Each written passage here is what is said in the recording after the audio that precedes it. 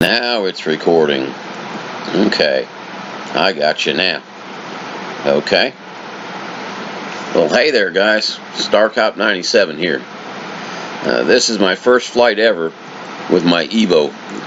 Acquired it yesterday. Thank you to all the folks that made that happen. I'm sure everybody else that got one is feeling the same way. This is a Waypoint mission. Kind of messed it up a little bit. I had a decent Waypoint mission in there, but when I tried to start it, I didn't realize I had the distance still turned on, the distance limiter on the EVO. So it made me bring all the waypoints inside a really tight circle. And I really didn't want to do that, but I figured I'd get it out of the way. A lot of folks say they don't use automatic flight modes and all this, but you know, I can't afford an Inspire. And when you have an Inspire, you can have two people, one to control the main camera and one to fly the aircraft. So what I do when I want to get some shots around different places is I'll pre-program the flight, make sure the altitudes are good, launch it on that Waypoint program, and then I control the video. I control the gimbal and the rotation of the aircraft at least. And I think it works out pretty good. This is the neighborhood around my house. You all have seen it a ton of times. The cotton and peanut fields are almost full growed. The cotton be ready to blossom here in just a little while. The peanuts, I think they could pick them any day now, but they've got a lot of fields to pick.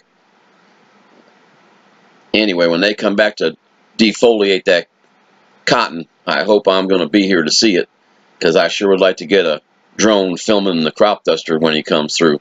I think that would be kind of unique. I'm not going to try to dynamic track him.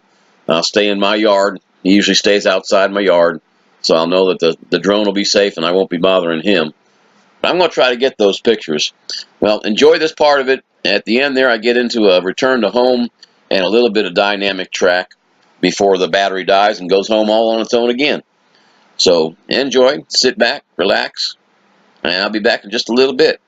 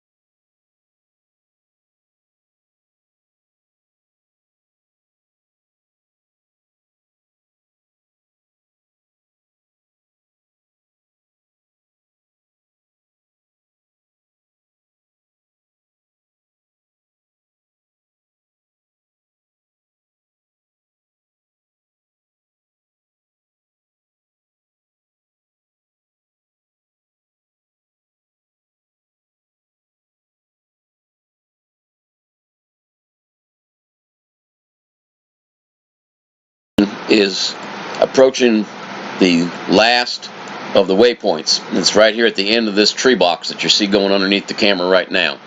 I'm trying to point the lens right at it, but didn't do too good a job.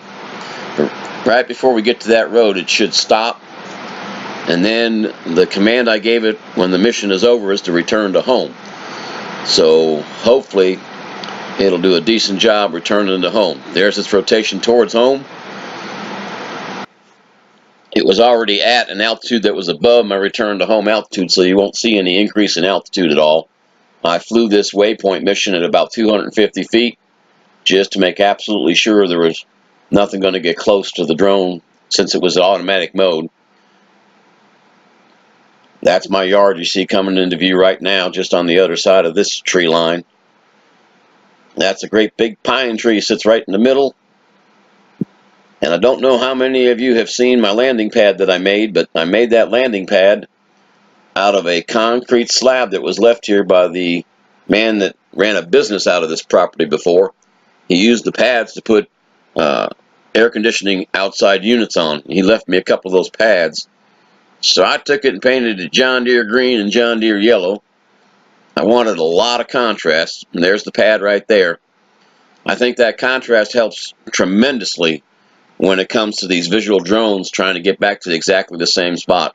I think we all know they don't just do it with GPS. The GPS gets them over the spot, and then they use the visual cameras to do the best job they can to get down on there and land right where they took off from. Well, she took off from the center of that yellow square, or excuse me, yellow circle, green square.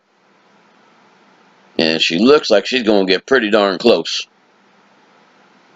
Right after she touches down, I'm going to do a dynamic track. The battery's getting a little low, but I'm going to do that dynamic track. There it is. Now there's that pine tree we saw coming in on the way in. As I go underneath that lowest branch, it loses track on me. And the only thing I did in this video, or on this flight, was I moved a little bit to the right into that gap between those two branches and reestablished the dynamic track. I did not touch the controls at all other than to reestablish the track. And as soon as she picked me up, you'll probably see there she turns. She's got me now. And I started walking off.